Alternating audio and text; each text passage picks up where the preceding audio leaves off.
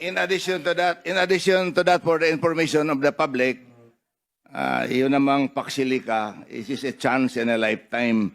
At yung tinatakot natin na 60 million liters ang kailangan sa isang araw, kung i-combine mo yung discharge ng all Zambales rivers into the ocean every second is equivalent to that 60 million liters. That's only equivalent to 60,000 cubic meters, which is one Panamax. Parang itong building na ito.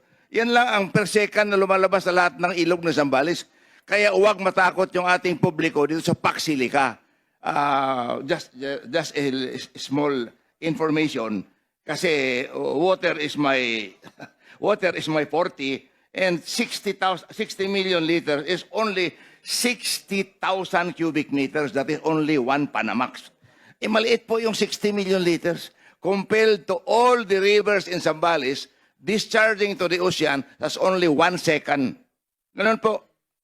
Kaya huwag matakot yung ating public dyan sa Paxilica. This is a chance in a lifetime. We must get this. Thank you. Mr.